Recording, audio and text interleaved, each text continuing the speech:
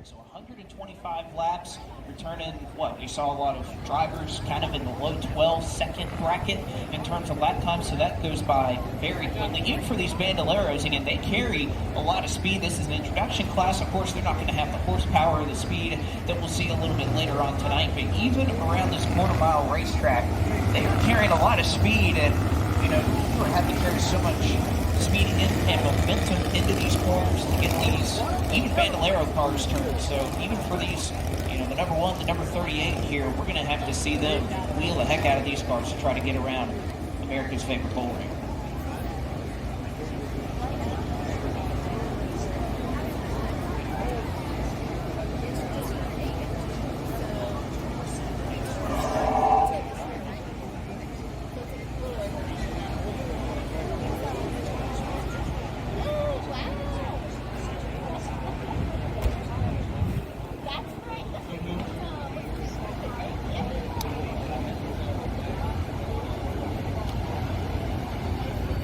Speedway, the ability to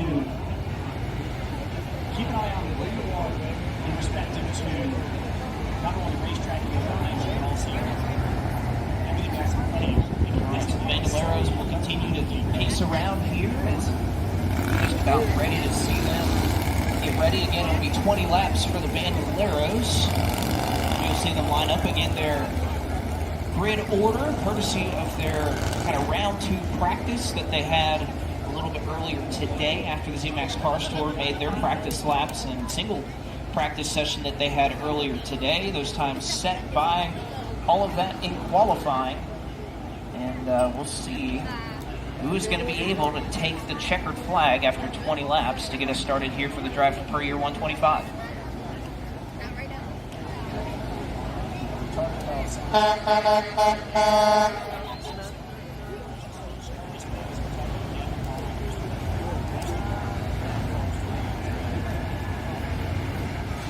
But Gavin Holland looking to see if he can double up and perform just as well as he did last year and maybe get another victory here for the Car Store as well.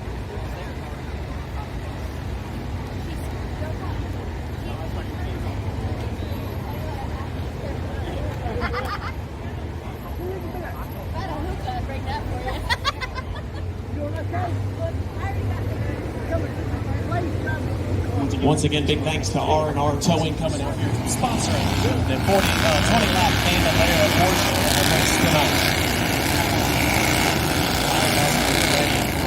20 laps for R&R Towing 40 here tonight.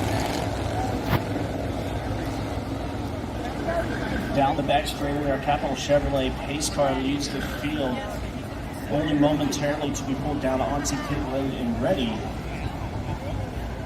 to send into the green flag.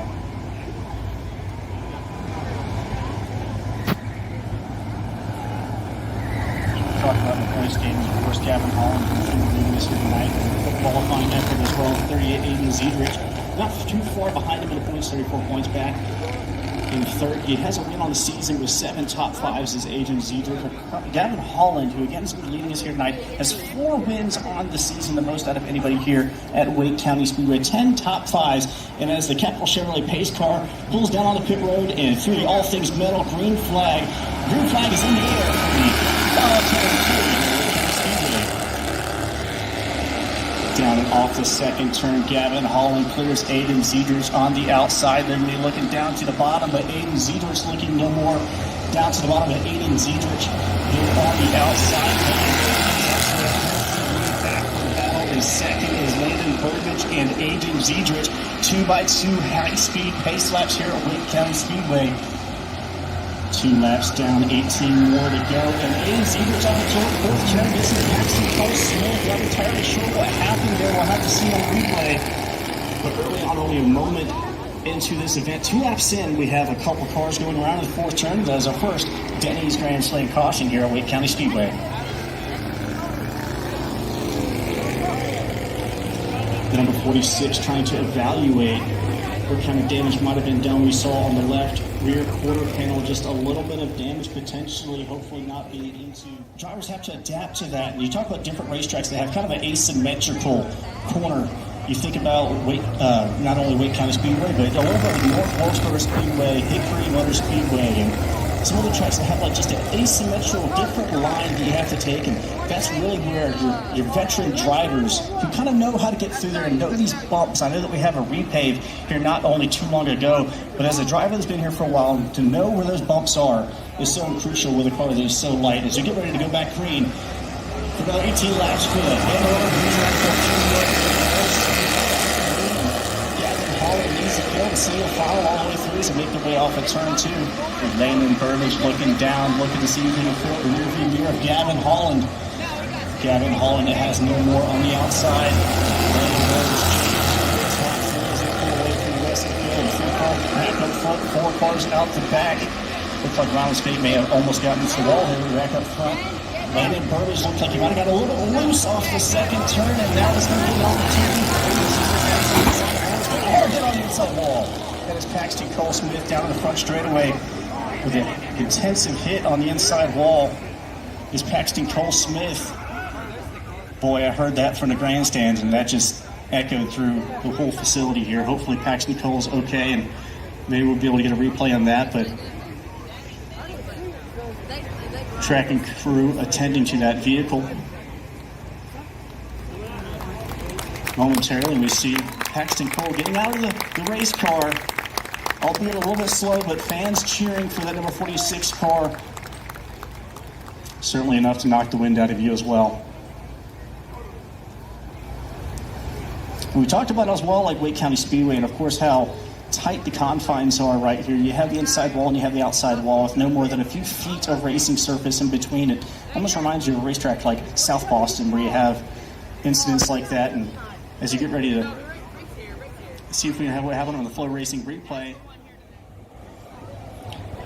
here continues to be the number 1, Gavin Holland, Landon Burbage, Jay Hemingway, Rylan Spade, Aiden Ziedrich, who is in your 5th position, Noah Evans, and followed out by Paxton Smith, who had that hard impact to the inside wall, and hopefully is okay.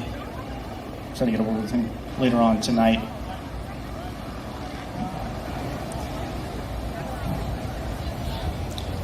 As we get ready for green flag racing, they have waited off the pace car. We'll go one more time around at this quarter-mile racetrack. We talked about 20 laps, but that's only about 5 miles here at Wake County Speedway, and the shortness of this event. And even more for like the late model stocks when you get ready for tonight, 125 laps. It's only just short of, I believe, 33 miles here at Wake County Speedway, and what you can do in such a little bit of distance is impressive in late model racing. Attention fans right here on the front straightaway, you guys need to back away from that guardrail, as we've seen this so many times. Pace car lights continue to be on top of the flag stand. We'll get one to go here momentarily. And if your chair is sitting here, you need to kind of pull it back here because the fans in the front continues to be Gavin Holland, Landon Burbage, Jay Hemingway, Rylan Spade, Aiden Ziedrich, and Noah Evans following out the field of 7 cars, now 6 here at Wake County Speedway, as they make their way back down the straightaway. Single file. And we get ready to climb through the All Things Metal NC restart zone. We're back green at Wake County Speedway under the Capital Chevrolet flag stand. Gavin Holland in number 1, Landon Burbage to his back bumper, trying to get as close as he can. A little bit of hairy moments back there at the back, and we see here with number 2 of Gavin Holland. You saw right there the pace car wall, how close. We were talking about only moments ago how close that pace car wall is coming out of 1 and into 2. Those drivers are just so daring to try to get as much as you can. And the intensity of the wheels and the greatest, get as close as you can. Look at that right there, how close they're getting there. It almost reminds you of what you saw North Wilkesboro in the Cup Series, where we had Noah Braxton got into the wall and shot from the outside. So just trying to play your game, how close you want to get to that inside line, and how brave you can be to try to make your way around the short confines of Wake County Speedway. To see a battle for, I believe, a 3rd position when Gavin Spade getting into the back there of the car. Down to his inside as well. He's going to clear down into 4th here is Noah Evans, and looking onto the back bumper of 12 of Jay Hemingway. Jay Hemingway, your 2nd in points for Wake County Speedway trying to win this series. Noah Evans looking for more, of course. We talked about Aiden Zedrich goes around in turn 2. That's one of the drivers we had talked about just moments ago. Third in points as well. But Noah Evans, one of those drivers we were mentioning, I was talking about, how excited he was to be out here at Wake County Speedway and to be on such a big platform. And Aiden Zedrich, as well as the two of them are good friends. Hopefully that 38 machine can get turned around. Does not look like there was any contact as well. And I know these drivers, a lot of them don't have spotters here, but one of the interesting things at Wake County Speedway is the inability to really see around that second turn, not only for fans, but for spotters as well. The way the track kind of sits in turns 1 and 2, especially out of 2, you just cannot see anything that happens there. So when the car turns around in turns 2, a spotter may be a little late to call that and inform a driver that is going to be making their way through that end momentarily. 7 laps in, 13 to go here at Wake County Speedway for our first local division here. Of course, the 94.7 QDR Bandoleros making their way around the racetrack later on tonight. We'll be having the Bombers here at Wake County Speedway, a staple of Wake as well. These Bombers are so intense going around this 4-mile track and what they're able to accomplish. I've seen 3, maybe 4 wide of you just about see them take the walls down as well. In fact, I have seen them take the walls down into just short of Wake County Speedway.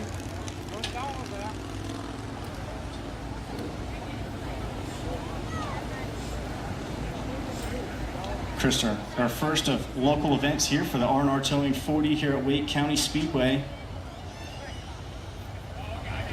20 laps for the Bandos, 20 laps for the Bomber Division later on tonight, and sandwiched in between with 125 laps of cars toward late model stocks as the pace car lights are extinguished and makes their way into the second corner and down the back straightaway. We'll be going green flag momentarily once again as Gavin Holland continues to lead here. Landon Burbage, Jay Hemingway, Noah Evans, Ryland Spate, Aiden Zedrich. We saw what Noah Evans was able to do within a short period of time. That driver looking very strong here in the latter half of this event. Of course, we're not even halfway yet, but out of the pace car, makes his way to people over the back. Once again, Gavin Holland moving the field once again. We talk about Noah Evans looking down to the inside. Once again, Landon Burbage is going to stick a nose down there. Let's see if he makes it down into 3. Tight confounds 3. Not going to be pinching down too much. Noah Evans second place position to battle on once again down to the turn 2 and off onto the back straightaway. Landon Burbage is going to have a little bit of run off the corner, but Noah Evans is going to stick it down once again down to the inside of Landon Burbage. But don't look too far back. Gavin Holland, Jay Hemingway in the front is beating up the back bumper as well. Loving what he's seeing right here in these 2 cars. Battling it out so hard here at Wake.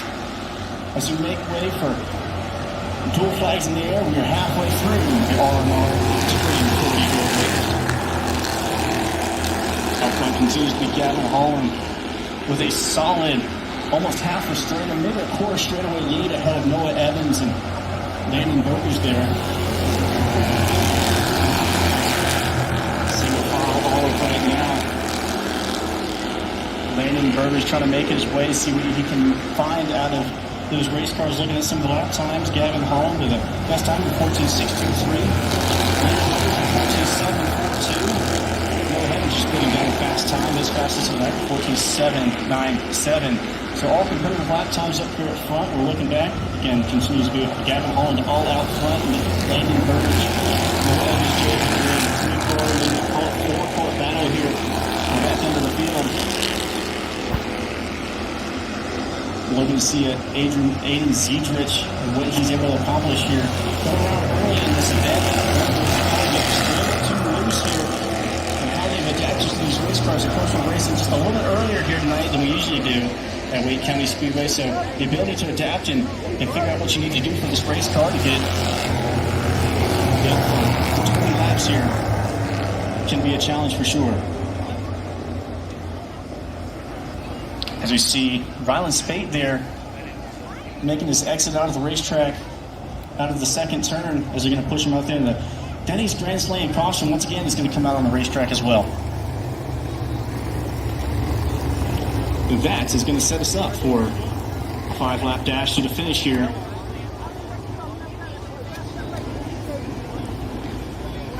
Five-lap dash, only a few miles of racing for these guys. And we talked about what such a big stage it is for these drivers and what a big opportunity is for these drivers. We see a replay here. Violent spate impacting the wall off the fourth turn, and I'm not sure what happened. Looks like he just had maybe something must have broke when he caught off advantage.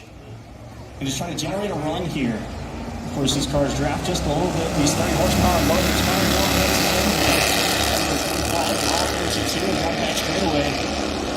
Landon Burbage looking to see if he has just a little bit something for Gavin Holland. He's going to get there potentially. Looking for one. Gavin Holland looks like he just gets a little bit loose off that foot. He can capitalize on quits. So all you got to do is potentially try to fill up that rear view mirror, just add a little bit of pressure. And the amount that a little bit of pressure can perform for a driver like that can mean so much in racing.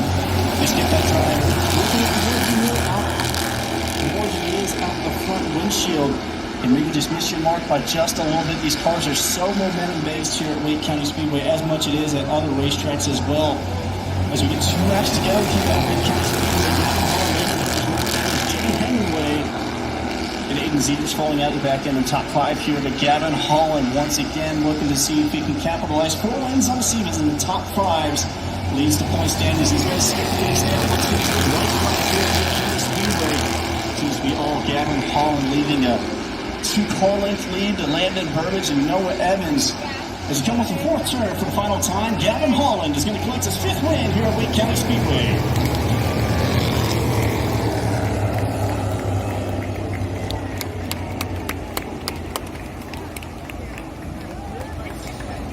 That is going to be our first event here at this quarter-mile bull ring, as they claim it, America's favorite bull ring, that is Wake County Speedway. And Gavin Holland is going to make his way into LaceCars.com victory lane for the 5th time here this season.